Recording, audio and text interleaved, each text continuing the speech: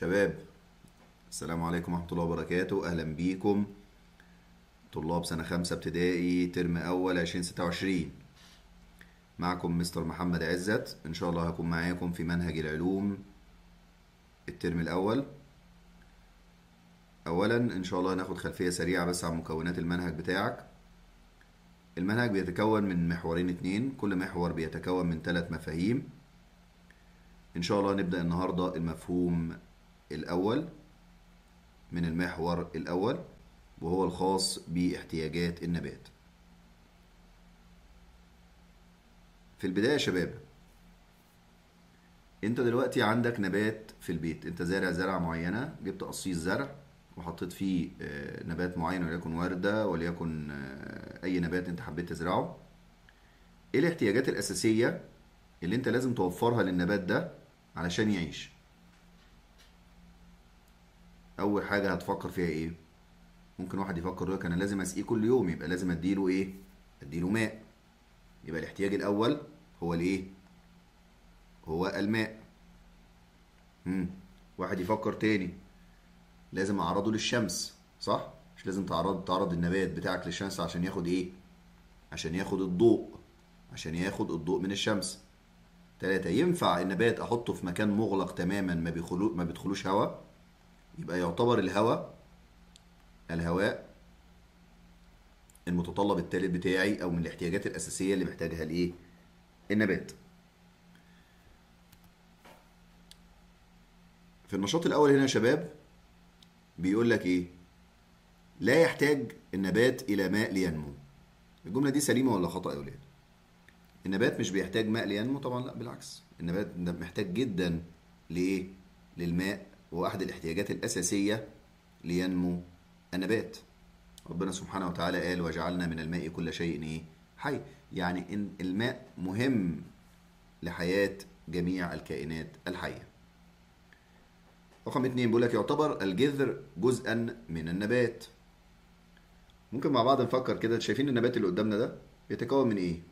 عندنا جذر، وعندنا ساق، وعندنا اوراق، صح كده؟ يبقى من اجزاء النبات الاساسيه هي الجذر والساق والايه؟ والاوراق. يبقى بالنسبه لنا هنا الاجابه هنا على السؤال ده ايه؟ يعتبر جزء من اجزاء النبات. طبعا اجابه صحيحه.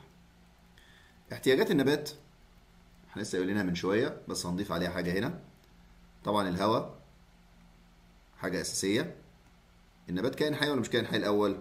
هو كائن حي، ولكن ما يميز النبات انه يصنع غذاءه بنفسه. يصنع غذاءه بنفسه عن طريق عمليه البناء الضوئي، عن طريق عمليه البناء الضوئي. يبقى النبات بيصنع غذاءه بنفسه عن طريق عملية البناء الضوئي، وعلشان يصنع غذاء بنفسه لازم له 4 حاجات. لازم له هواء، ولازم له مية ماء، ولازم له ضوء شمس، ولازم له مكان للنمو. لازم له مكان للايه؟ للنمو. هل في نبات يقدر يعيش او يكمل حياته بشكل طبيعي بدون اي من هذه الاحتياجات ال4؟ لا. ممكن لفترة قصيرة ولكن ليست لفترة طويلة، ما يقدرش يكمل حياته. يعني الفترة قصيرة جدا انما ليس لفترة طويلة. بمعنى انك انت لو حرمت النبات من الهواء لفترة طويلة هي ايه؟ هيموت. حرمته من المية، حرمته من ضوء الشمس، حرمته من مكان للنمو، برضو نفس الكلام. المهم ميبقاش ايه؟ حرمه من حاجة من ال4 دول عشان يقدر يكمل حياته. عايزين ندرس يا شباب ويا بنات ازاي النبات بيحصل على احتياجاته. بيجيب الاحتياجات منين؟ او هو ايه؟ انت دلوقتي ما بتحب بتاكل عن طريق الفم، صح؟ ربنا خلق لك اسنان بتمضغ هذا الاكل، ينزل معدتك يتهضم، جسمك يبدأ يستفاد منه ويدخل للدم عندك، صح؟ النبات برضو بقى بيستفاد ازاي من هذه الموارد اللي محتاجها علشان يعيش؟ اول حاجة الاوراق ديت كجزء من النبات بتعمل ايه؟ الاوراق ليها وظيفة. قالك انها بتمتص حاجتين 2، ضوء الشمس وثاني اكسيد الكربون. تمام؟ يبقى بتمتص ضوء الشمس وثاني اكسيد الكربون. يعني بقولك كيف يحصل النبات على ثاني أكسيد الكربون من الهواء؟ عن طريق الأوراق. كيف يحصل على ضوء الشمس؟ برضو عن طريق الأوراق. يبقى الأوراق وظيفتها إنها بتمتص ضوء الشمس وثاني أكسيد الكربون. أنت دلوقتي لما بتسقي النبات أو بتحط له المية أو بتسقي النبات ماء، النبات بيشربها ازاي؟ انت بتشرب عن طريق الفم. هو بيجيب المية بتاعته ازاي؟ عن طريق، مش في حاجة هنا تحت الأرض اسمها الجذور؟ تمام؟ الجذور دي فايدتها ايه؟ امتصاص الماء والعناصر الغذائية من التربة. تمام؟ امتصاص الماء والعناصر الغذائية من التربة عن طريق الايه؟ الجذر. يبقى أنا عندي مكون أولاني الأوراق بمتص منه الهواء وضوء الشمس، ضوء الشمس وثاني أكسيد الكربون من الهواء. تاني حاجة الجذر، وده بيمتص الماء والعناصر الغذائية من التربة، بيمتص الماء والعناصر الغذائية من التربة. طيب احنا دلوقتي امتصينا من الجذور، احنا عايزين نوصل الماء والعناصر الغذائية فين؟ للأوراق اللي قلنا بتاخد ضوء الشمس وثاني أكسيد الكربون عشان تقوم بعملية البناء الضوئي. عايزين بنوصلها عن طريق ايه؟ عن طريق الساق. عن طريق الايه؟ عن طريق الساق. تمام؟ يبقى الساق هي تنقل، هنا الساق بتنقل، اما الجذر بايه؟ بيمتص. خلاص، يبقى الساق بتنقل الماء والعناصر الغذائيه. نركز في لفظ تنقل ويمتص. يبقى الجذر بيمتص الماء والعناصر الغذائيه من التربه، تمام، والاوراق بتمتص ثاني اكسيد الكربون من الهواء والضوء الشمس بتمتصهم برضو بقى من بره. تاني حاجه الساق بتنقل بقى الماء والعناصر الغذائيه اللي خدناها من الجذور ديت الى جميع اجزاء النبات، الى جميع اجزاء النبات. بيقول لك كيف تستفيد أجزاء النبات من الماء والهواء والضوء للقيام بالعمليات الحيوية. ملخص اللي احنا قلناه فوق دلوقتي، يقول لك ان تمتص الجذور الماء والعناصر الغذائية، ثم تنقلها الساق إلى الأوراق التي تمتص ضوء الشمس وثاني أكسيد الكربون لصنع الغذاء اللازم للقيام بالعمليات الحيوية. يبقى أنا عندي الجذور بتمتص الماء والمواد الغذائية، ثم تقوم الساق بتوصيلها إلى الأوراق وجميع أجزاء النبات، وهذه الأوراق بدورها باستخدام ضوء الشمس واستخدام ثاني أكسيد الكربون من الهواء تقوم بعملية إيه؟ صنع الغذاء بنفسها. السؤال اللي معانا هنا، من احتياجات النبات التي تساعده على النمو. إيه الاحتياجات اللي احنا قلناها؟ هو بيقول لك من الاحتياجات، يعني مش عايزها كلها. احنا عندنا 4 احتياجات أساسية قلناها لحد دلوقتي. إيه هما؟ الماء والهواء اللي هو ثاني أكسيد الكربون، وبرضه نركز على حتة ثاني أكسيد الكربون،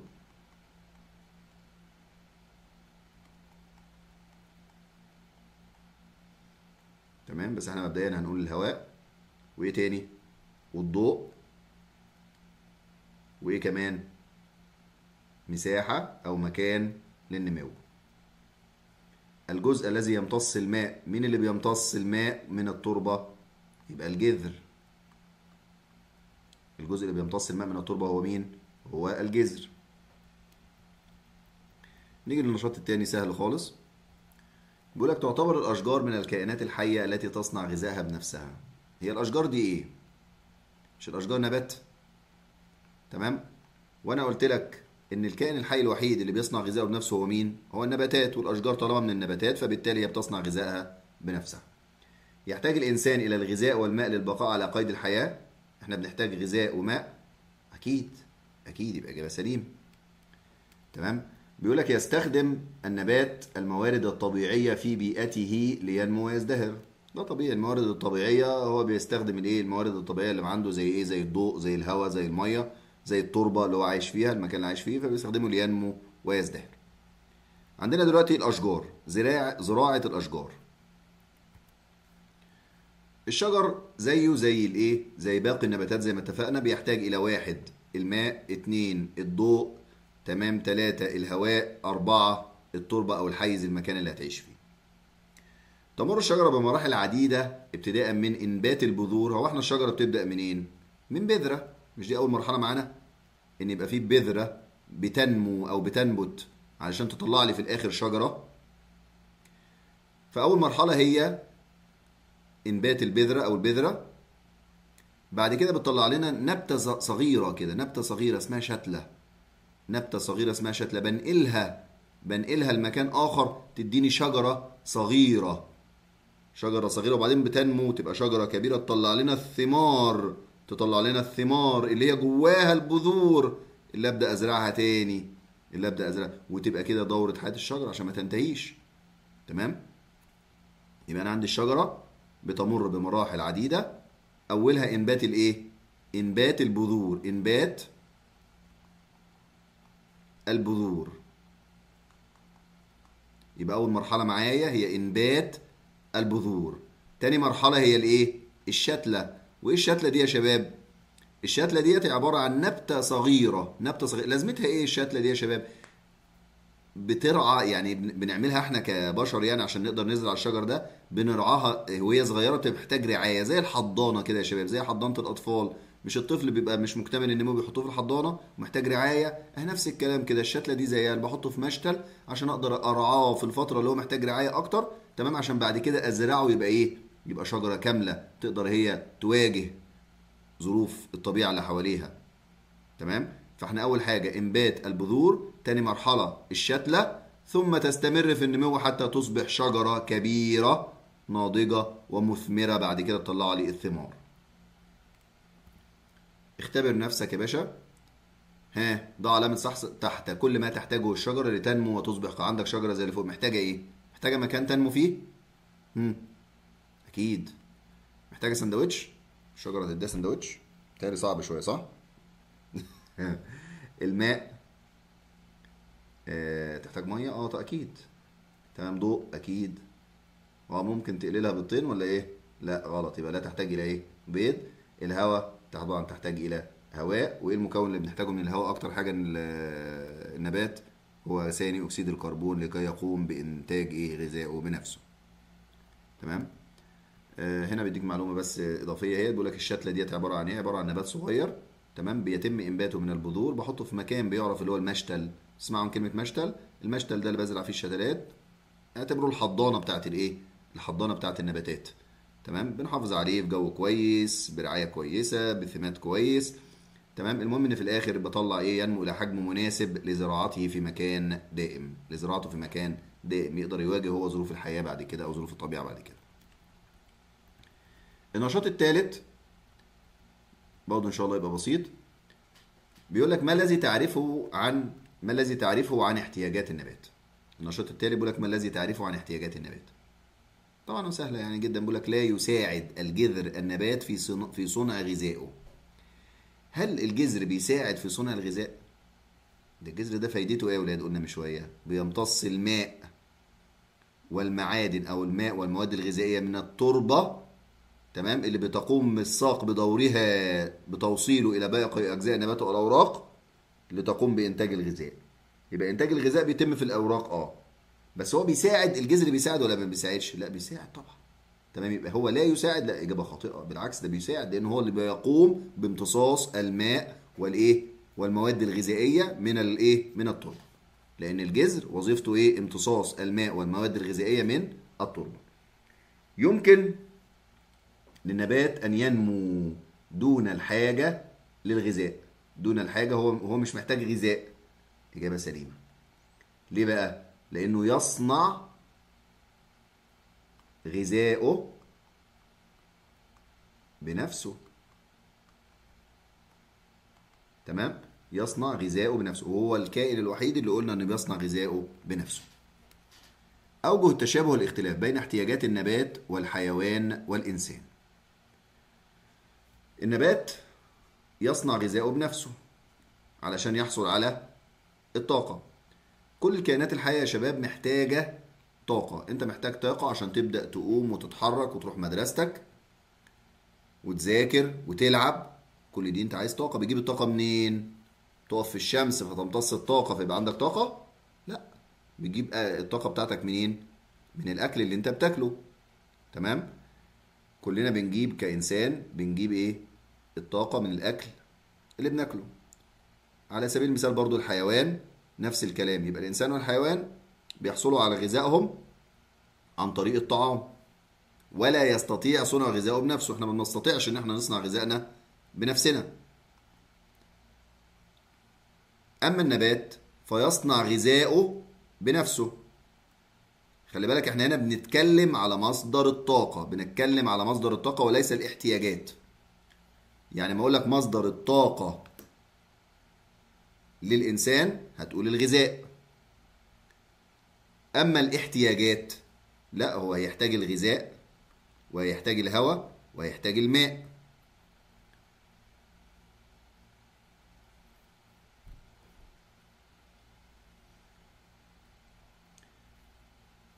طيب النبات بيحتاج غذاء صح؟ بس هو اللي بيصنعه بنفسه. يبقى النبات بيحتاج أيضا غذاء ولكنه هو اللي بيصنعه بإيه؟ بنفسه. خلاص؟ يبقى هل النبات بيحصل على غذائه من الخارج ولا بيصنعه هو بنفسه؟ يبقى النبات بيحصل على غذائه بنفسه. طب بتجيب غذائها ازاي؟ بتصنع النباتات غذائها، وغذاء النباتات هي مادة اسمها السكر. تصنع النباتات غذائها اللي هو السكر بنفسها خلال عملية تعرف باسم الايه؟ البناء الضوئي. علشان كده الضوء أساسي لحياة النبات. وعملية البناء الضوئي دي تعريفها تعريف مهم يا شباب، هي عملية صنع النبات للغذاء من خلال تفاعل الماء وثاني أكسيد الكربون في وجود ضوء الشمس. وبتتم فين عملية البناء الضوئي؟ في الأوراق. يبقى عملية صنع النبات لغذائه خلال تفاعل أو اتحاد حاجتين، إيه هما؟ الماء وثاني أكسيد الكربون. الماء وثاني أكسيد الكربون في وجود ضوء الشمس. وعملية البناء الضوئي بتتم فين؟ في الأوراق. بتحتاج إيه؟ ماء وإيه؟ وثاني أكسيد الكربون.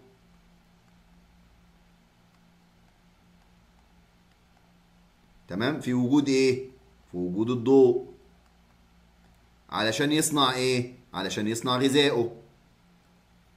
خلاص؟ يبقى عملية البناء الضوئي هي عملية بيقوم بها النبات ليصنع غذائه بنفسه خلال اتحاد الماء مع ثاني أكسيد الكربون في وجود الضوء.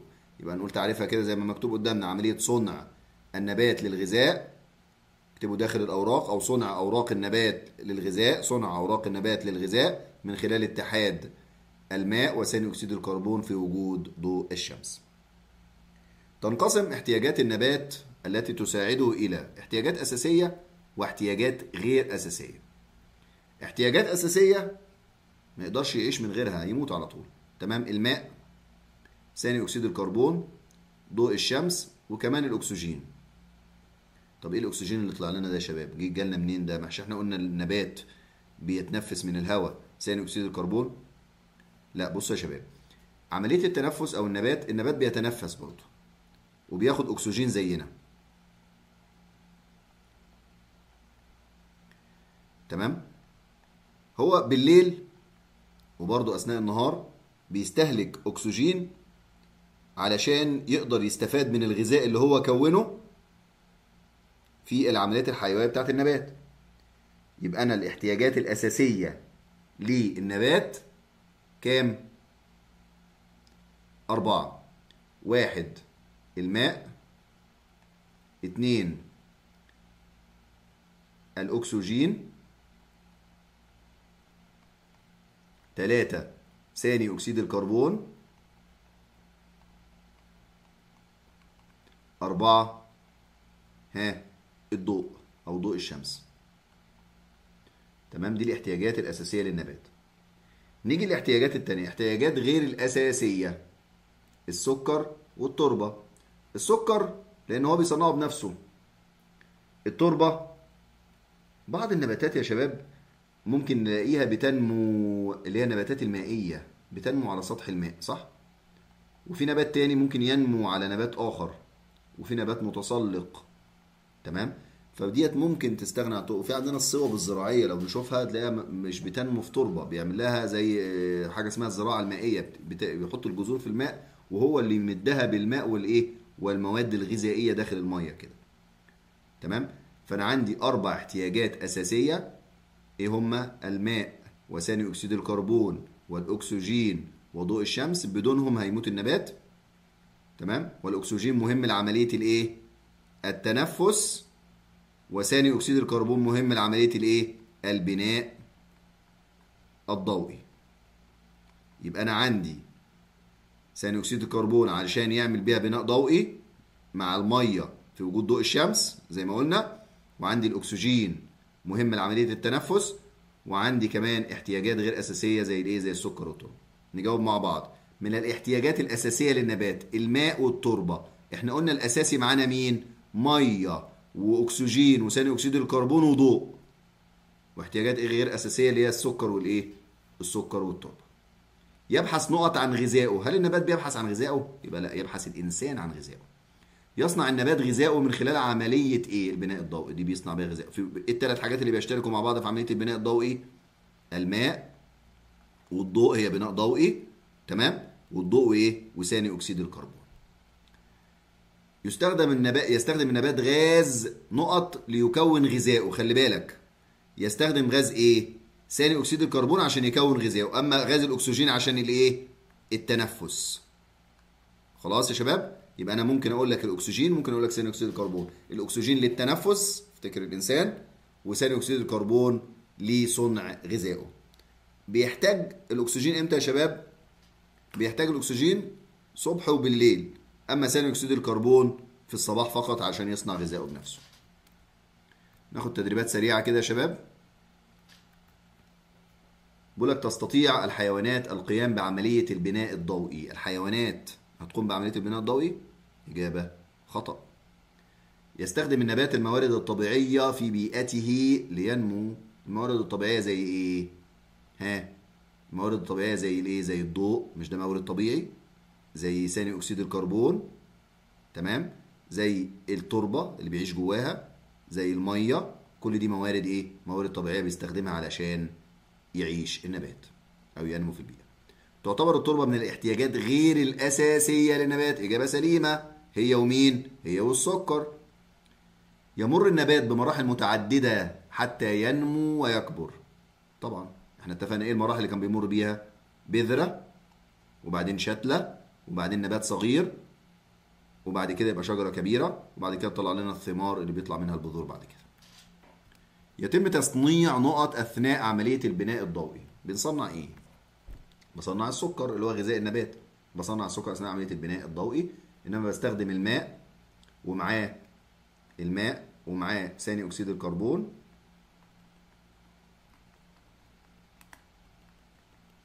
تمام. في وجود الضوء. كل ده عشان يطلع لنا في الاخر الايه؟ الغذاء بتاعه اللي هو السكر. يتشابه كل من الانسان والحيوان في طريقة الحصول على الغذاء ولا الحاجة للغذاء؟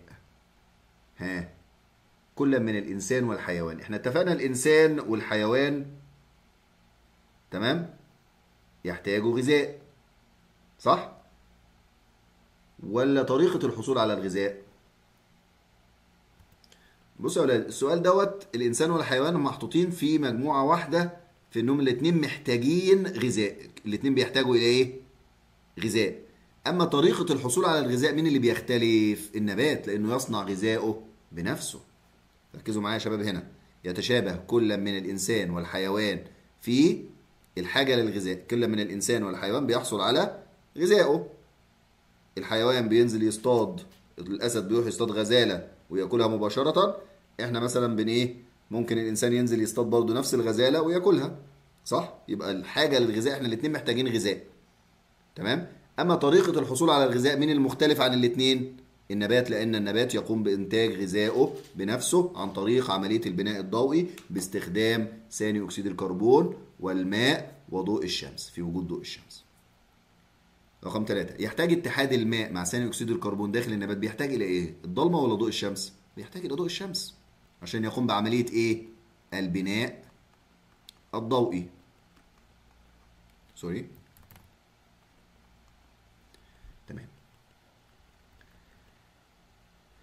اكمل باستخدام بنك الكلمات التاليه: الانسان، الاوراق، النبات، الغذاء. بتختار من الكلمات تكمل بيها الايه الاسئله دي. يحتاج النبات الى الماء والهواء للبقاء على قيد الحياه. بيحتاج ايه للبقاء على قيد الحياه؟ يحتاج الى النبات الى الماء والهواء. النبات يحتاج الى الماء والهواء والايه والغذاء. بيحتاج الغذاء، يعني هو محتاج غذاء ولكنه يصنع غذاءه بنفسه. يبحث عن الغذاء للحصول على الطاقة. مين اللي بيبحث؟ طبعا النبات لا يبحث، النبات بينتج غذاءه بنفسه. يبقى هنا مين؟ الإنسان. تمتص من النبات في النبات. ايه اللي في النبات بيمتص ضوء الشمس؟ الأوراق. تمام؟ يبقى ده اللي بيتم فيه عملية البناء الضوئي وعملية إنتاج الغذاء. يعني الأوراق بيتم فيها البناء الضوئي، وكمان وايضا عمليه ايه انتاج الغذاء. وايه الغذاء اللي بينتجه النبات يا شباب؟ اللي هو السكر. لاحظوا ان انا براجع الكلام اللي لسه قلناه من اول المحاضره. يستطيع نقط صنع غذائه بنفسه، اللي هو الايه النبات هو اللي بيستطيع صنع غذائه بنفسه. أجب عن الأسئلة التالية: صنف كل مما يلي الاحتياجات الأساسية وغير أساسية لنمو وبقاء النباتات. احنا اتفقنا إن عندنا احتياجين غير أساسيين. إيه هما الأول؟ السكر والتربة. السكر والإيه؟ والتربة. دي احتياجات غير أساسية، دي احتياجات غير أساسية. أما الماء والأكسجين وضوء الشمس وثاني أكسيد الكربون دي احتياجات أساسية. دي احتياجات إيه؟ أساسية. الماء وثاني أكسيد الكربون والضوء بيشتركوا إن هم بيقوموا بعملية الإيه؟ البناء الضوئي. أما الأكسجين مهم لعملية التنفس. ما اسم العملية التي يقوم بها النبات لصنع غذائه؟ هي عملية إيه؟ بنكرر ونعيد تاني: هي عملية البناء الضوئي. حدد الجزء المسؤول عن تصنيع الغذاء في النبات. مين المسؤول عن صنع الغذاء في النبات؟ لسه قايلينها فوق شويه من حالا دلوقتي. الايه؟ لسه قايلين الاوراق هي المسؤوله عن صنع الايه؟ تصنيع الغذاء. يبقى هي الايه؟ الجزء المسؤول هو الايه؟ الاوراق.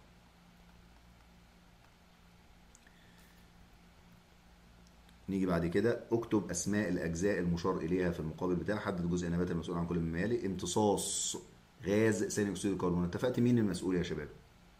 اللي هو رقم واحد، اللي هو الايه؟ الاوراق. المسؤولة عن امتصاص غاز ثاني اكسيد الكربون، وهي المسؤولة عن امتصاص الضوء، وهي المسؤولة عن انتاج الغذاء، وهي المسؤولة عن ايه؟ عن القيام بعملية البناء الضوئي بداخلها. تمام؟ يبقى هي اللي بيقوم جواها عملية البناء الضوئي، هي اللي بتمتص ثاني اكسيد الكربون، هي اللي بتمتص الضوء. كل ده بيحصل داخل الاوراق. والميه طبعا بتوصل لها عن طريق الجذور مرورا بالساق زي ما اتفقنا. امتصاص الماء والعناصر الغذائيه. مين اللي بيمتص الماء والعناصر الغذائيه؟ هو مش كاتب لك هنا من التربه. من التربه مين؟ اللي هو رقم 3. رقم ايه؟ رقم 3 اللي هو الجذر. رقم 3 يبقى تكتب له هنا ايه؟ رقم 3 اللي هو الجذر. نقل الماء من الجذور الى الاجزاء العليا من النبات. يبقى الاجابه هنا رقم 2 اللي هي الايه؟ الساق. تمام يا شباب؟ احنا كده خلصنا الدرس الاول بكل النشاطات اللي فيه. همشي معاكم سريعا كده، المعلومات اللي فيه مش كتير، بس عايزه مننا بس نراجع مع بعض واسمع المحاضره مره تاني. كل الموضوع انا بتكلم هنا عن احتياجات النبات، واتفقنا ان النبات بيحتاج لبعض الاحتياجات علشان يصنع غذائه بنفسه. يبقى عندي اول حاجه احتياجات بيحتاجها النبات ليصنع غذائه بنفسه. الاربع احتياجات ديت هي الهواء والميه وضوء الشمس والمكان. هواء وميه وضوء شمس ومكان، دي الاحتياجات بيحتاجها النبات لكي ينمو. تمام؟ يستطيع النبات انه يقعد لفتره ولكن قصيره بدون هذه الاحتياجات الاربعه اللي هي ميه وهواء وضوء وايه ومكان للنمو. بعد كده اتكلمنا عن اجزاء النبات، بعض اجزاء النبات ووظيفتها ايه، بتساعد النبات ازاي انه يعيش. تمام؟ اتكلمنا عن الاوراق وقلنا ان هي اللي بتمتص ضوء الشمس، وهي اللي بتمتص ثاني اكسيد الكربون من الهواء. تمام؟ وهي اللي بيتم جواها عمليه البناء الضوئي اللي بيستخدمها النبات عشان ينتج غذائه بنفسه. نيجي بعد كده الجذر، وهو بيمتص، هو الموجود في التربة، بيمتص الماء والعناصر الغذائية من التربة. نيجي بعد كده للساق، وهي بتنقل الماء والعناصر الغذائية إلى جميع أجزاء النبات. ترتيب العملية طبعا زي ما احنا اتفقنا دلوقتي خلاص، هي بتبدأ بالجذور، خلال الساق بتروح للأوراق. احتياجات الشجرة، قلنا إن الشجرة بتمر بشوية مراحل يعني كده، بتبدأ من البذرة ثم الشتلة ثم شجرة صغيرة ثم شجرة كبيرة وثمرة. يبقى أول حاجة البذرة، وبعدين بتمر بإيه، بمرحلة كده وسط كده اسمها الشتلة، دي بتكون في المشاتل زي ما اتفقنا معاكم، دي زي حضانة صغيرة بيخلي النبات يقدر إن هو يكبر شوية عشان يقدر يواجه مشاكل الطبيعة. اتكلمنا ان النبات بيصنع غذائه بنفسه، وقارنا هنا بين النبات والانسان والحيوان. النبات والحيوان مهم قوي انك تعرف ان في 3 حاجات مشتركه بينهم، ان التلاتة مع بعض كده، النبات والانسان والحيوان محتاجين ميه، تمام، ومحتاجين هواء ومحتاجين غذاء. بس كلهم محتاجين غذاء، ولكن طريقه الحصول على الغذاء، النبات يصنع غذائه بنفسه، اما الحيوان لا يصنع غذائه بنفسه، ولكن يحصل على الطاقة من خلال تناول الغذاء أو إيه، أو ممكن وسائل زي الصيد أو تناول الأكل. والغذاء هنا طبعا بتاع النبات اللي هو مين؟ السكر. كيف تحصل النباتات على غذائها، أو كيف تحصل النباتات على السكر؟ تمام، عن طريق عملية الإيه؟ البناء الضوئي. وعملية البناء الضوئي ديت إيه؟ بتتم فين؟ في الأوراق، وهي صنع الأوراق النبات للغذاء عن طريق اتحاد المية مع ثاني أكسيد الكربون في وجود ضوء الشمس. حاجة أساسية هنا برضه، سؤال مهم معانا، الاحتياجات الأساسية قلنا 4. احنا الاحتياجات اللي فوق يا أولاد، الاحتياجات اللي فوق اللي احنا قلناهم، اللي هي المية والهواء وضوء الشمس والتربة، دي احتياجات النبات للنمو. احتياجات النبات لإيه؟ للنمو. تمام. أما هنا في حاجة اسمها احتياجات أساسية، احتياجات أساسية واحتياجات غير أساسية. تمام. احتياجات أساسية للنبات، مية وثاني أكسيد الكربون وضوء شمس، دول اللي عايزهم علشان عملية البناء الضوئي عشان ينتج غذائه بنفسه. ونضيف عليهم كمان الاكسجين اللي هو مهم لعمليه الايه، لعمليه التنفس، وكان حي بيحتاج انه يتنفس عشان يقوم بباقي العمليات الحيويه داخله. عندنا احتياجات غير اساسيه زي السكر، لانه هو بيقدر يكونه بنفسه، والتربه. تمام. نيجي بعد كده من الاحتياجات الاساسيه للنبات، الماء والتربه خلاص عرفناهم. الاحتياجات الاساسيه للنبات هيبقى الايه، الميه. احنا كده خلصنا يا شباب. محتاج منكم بس ان شاء الله الفيديو دوت تشوفوه مرة كمان وتحلوا الأسئلة، وإن شاء الله احنا بعد ما نخلص الدرس التاني والتالت هنبدأ كل درس هنلاقينا بنحل معاه أسئلة، وبعد ما نخلص خالص يبقى في حصة مخصوص بس للأسئلة مع بعض. أتمنى إن شاء الله لما نوصل للمحاضرات ديت نكون مع بعض كده مراجعين وماشيين أول بأول في مادة العلوم. المادة سهلة، ولكن عايز منكم بس الإيه، المتابعة.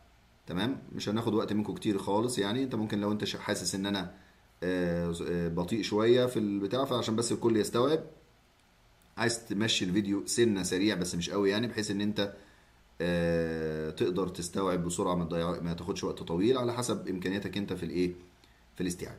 المهم عندي ان انت بعد المحاضره تكون فاهم كل حاجه وفاكر كل حاجه، وتبدا لما تيجي تحل اسئله تحس ان انت ايه، بتحل الاسئله بسهوله جدا ان شاء الله. بالتوفيق، وان شاء الله اشوفكم على خير المحاضره الجايه. مع الف سلامه.